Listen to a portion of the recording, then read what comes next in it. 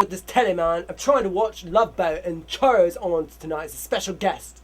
You got that? Charo! Charo, man. Enough of that racket, geezer. I'm trying to make cupcakes for your nephew's bloody christening, ain't I? Oi! Alright. Oi! Oi. Charo! Buttercream. Charo! Buttercream. Oi! Oi.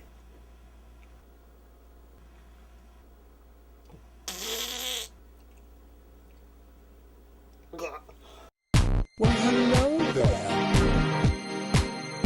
What's your name? Who invited you to my party? Dressed up like that. It's time to go. You better get out of my house. You gotta go. You gotta go. Only the party people. You gotta go. I don't think you heard me. Get out of my house. Mark! And welcome. Nice to see you. Nice to see you. Welcome back from 1982. Things were pretty messy back then. Yeah. What can you say? What? But my first taking point is that Lafayette, you seem to be wielding a lot of power because all of the awesomeness that happens in the Witch Coven happens the moment you like touch or enter the circle. It's true, lady. Spell. It's true. So, you know, whether it's a dead parrot flying, coming back to life, wiping vampires from their memory or whatever, like all the freaky shit happens when you enter the circle. And so, but you are sort of recognized as a force of light. How awesome would that be that if he would like redeem become the hero of this season? That would be amazing. That'd be pretty fun. So keep your eyes out on all that, what's going on there. Keep them peepers peeled, people. My first taking point is Luna, Sam's new lady friend, who we got to know very quickly. I don't know what it is about this woman, but I think she's wonderful. I love the actress. I think she's incredibly likable. She's really believable. I really like her a lot. I was very thrilled with her as an addition. Apparently Sam likes her a lot too. Sam likes her a lot too. She's a teacher, which go educators. Hot for teacher. Sam's hot for teacher, but she's got some serious Louis Vuitton baggage. Like her mother died in childbirth, and she has this whole skinwalker thing going on, which is a Native American legend. But it's interesting that she put it, the way she described skinwalkers is that they were very powerful witches, which kind of ties together shifters and witches, which is an interesting thing going, given what's going on in town. It's about time Sam had a relationship, but you know it's not gonna last. No. Something's gonna happen. Oh, he's had plenty of tail. I mean, apparently he likes the tail. He does. He likes chasing her. Apparently, her pretty pony butt. You've been looking at me from behind all evening. I wonder if she swats him with that tail like a fly, horsefly. Next staking point is Bill. There's so much going on with you. It's now you're king. You're ordering people around, but yet you still have to tread careful water with Eric because apparently Eric knows higher uppies. What's up with that? What? Who does Eric know in high places that they mentioned?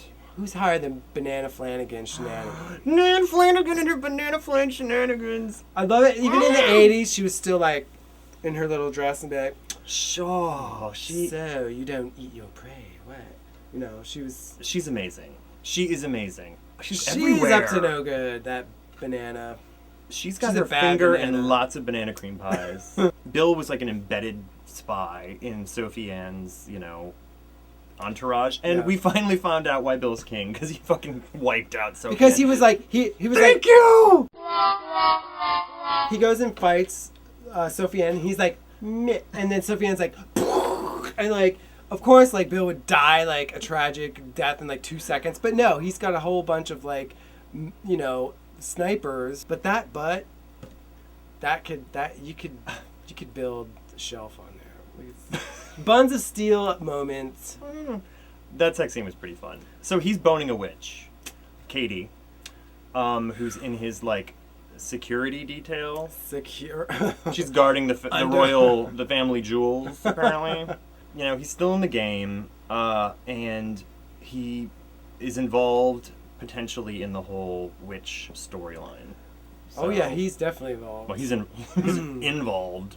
He's in and out and in again involved. Jason.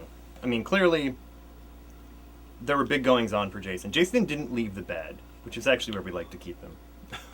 But he's getting his head licked by Timbo. Oh, how kind of cute adorable. was that? It's like a little kitten. Because that's how we wake up, with our cats licking our faces. Sometimes it's me. But Crystal and Felton. Wow. They're so trashy. So Crystal and Felton want to turn Jason so that Crystal can mate with him and continue the Panther bloodline. Meanwhile, they're all hyped up on V, except for Jason. Cracked out. But they're obviously crack. They're like, yeah, Crystal is cracked out. So, as people who read the books know, this is very different than how things happen in the books. And that's kind of happening in a lot of the storylines, and it made me think of something I remember reading a long time ago. Give people what they want, but not what they expect. It's kind of the rule.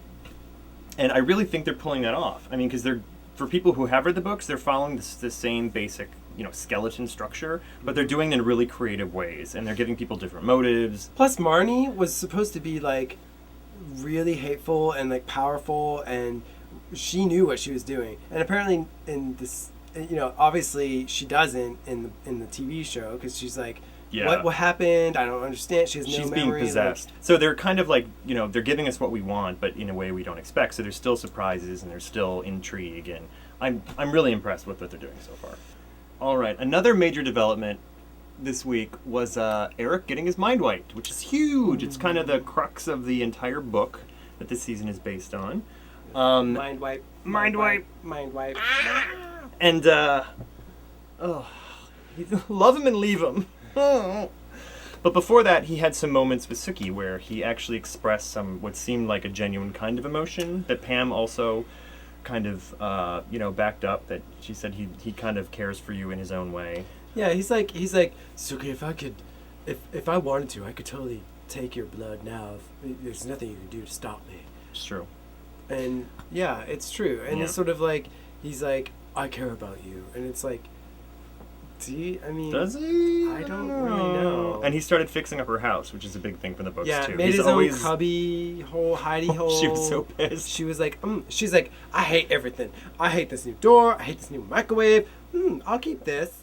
Oh, God damn it, I hate this too. I mean, have you ever dated somebody that leaves a toothbrush at your house without really telling you, and you're like, what is that? Imagine somebody building a room. Now that he doesn't have his memory, the first thing I thought of, get those papers signed ASAP. Get your house back. No, my first response was roll up your goddamn window, because he's gonna fucking attack you. And what the hell was he wearing? What? I said, are you expecting a dead body? Oh, that was funny, ordered a actually. dead body? But it looked like a black mattress pad. It was low scooped tank top with a quilted Mao jacket over. Oh, it was awful. I would have wiped your mind too, so you wouldn't remember what store you bought that at. His mind may have been wiped, but at least he had the good sense to know that was bad fashion. Get rid of that jacket. And just hello. Yeah, why was he shirtless? Fine in just a pair. Why was he shirtless wandering down the road? They never explained why. He probably came out of it and been like, "Oh hell no, bitch! I don't know who I am or what I'm doing here, or I don't know anybody." But this jacket is 31 flavors of wrong. Arlene, girl, that is a baby, okay? You don't get your eye doesn't just burst blood vessels because some baby gave you some weird hoodoo. Anyway, Arlene, you gotta get it together because you're driving yourself insane. Just chillax a little, okay? I know being a mom is really tough. And you went from saying, I love this baby more than anything in the whole world, to I hate this baby, he's the devil. What? Okay, make up your mind. My witch slap of the week is Jessica. Jessica Hamby. Get it together, girl. You gotta slow up before you toe up from the flow up. Then she goes to the drugstore to get Advil, and ends up going back and eating that tater tot that we met last week. And I said she's going to eat that tater She's tot. hot for taters. She is going to eat that tater tot. He's so tiny. He's big. adorable. How much blood could be in a tater tot, really? It's like a little juice box. She is misbehaving. And girl, you got to do right by that man because he is a good man and he loves you. And So he you do didn't- not go and eat tater tots in the bathroom stall at Fantasia, I think. So that is why Jessica Hamby is getting my witch slap of the week. Work! Now it is time for us to do bad things. 3, 2, 1, go. Wait, I picked Sam. What'd you pick? Jesus. Oh, this look good too. Jesus look good. Sam? Okay, but Sam, running around naked again, loving it. And your little cheese ball one-liners, I would have fallen for the first one. Sorry, it was amazing. Tell me about it. I'm kind of easy. All right, but he's gonna cast a spell on you. He already has. Oh, please, girl. Jesus! Thank you, Kevin Alejandro. Mark. Expecto questiono.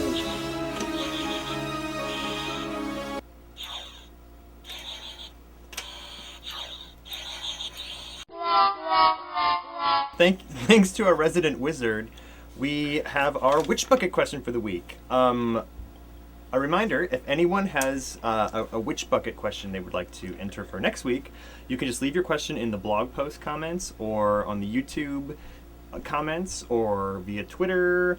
You can just put @Campbell@Buzz in the Twitter, and we will pick one question a week. And actually, before we get into the rest of this, a very special thank you to all the folks that donated to the cause this week. Last week's blood work actually crashed the servers at our host, and some folks really rallied and donated some money, which was really, really awesome, to help keep the show going. All wizards! Yay! Yay! This week's witch bucket question is from Jen. If you were stranded in Bon Tom with amnesia, which True Blood character would you want taking care of you or watching your buck? Thank you, Jen. I would want Alcide watching my back, or my front for that matter. I think Alcide is kind of a natural protector. That's kind of his thing. He likes to take care of people. He owns a business.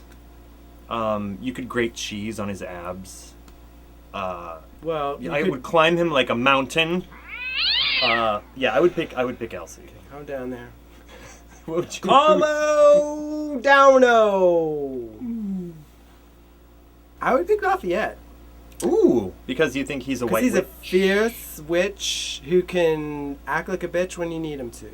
And kick the shit to the curb and make everything okay. And if you can't, then he'll cast a spell on you. So Lafayette is coming through as a really strong character for you. Plus, I'm a wizard too, and I need to be part of the wizards. Last week we had so much to cover and we were kind of drunk, so we forgot to Kinda. rate. We forgot to rate the premiere, but we are still doing the Grace Joneses, the rating system. So again, the Grace Jones rating scale is based on the movie Vamp, which is an amazing, amazing hot horror comedy from the 80s starring Grace Jones. I would give this week a 7. It was still lots of fun. Alcide. Yeah, I know. Where's Alcide? Yet again. What? I don't What's understand. going on? I Why don't- are you hiding your light under a bushel, True Blood? Where's Alcide Hervé? And here's my other question. For folks who've read the books, where the fuck is Debbie Pelt? I don't know, but she's coming back. It's not over. I think she might be. I would say just for pure,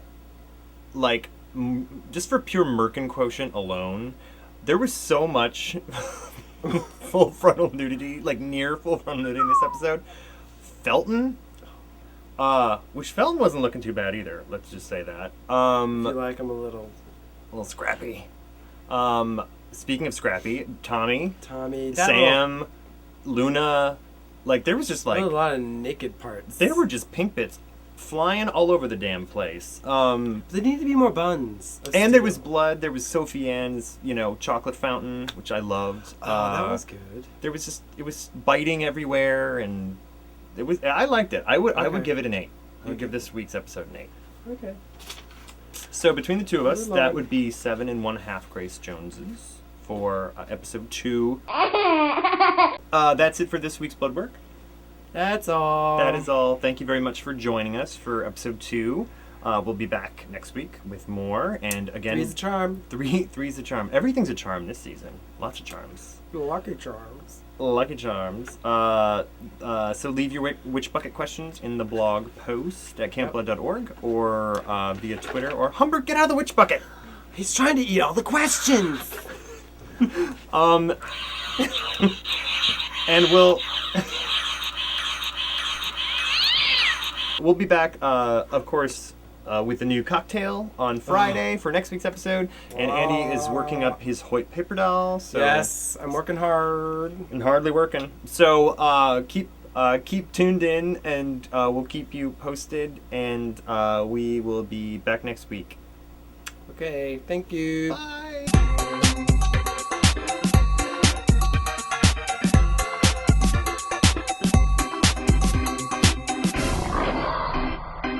Wark.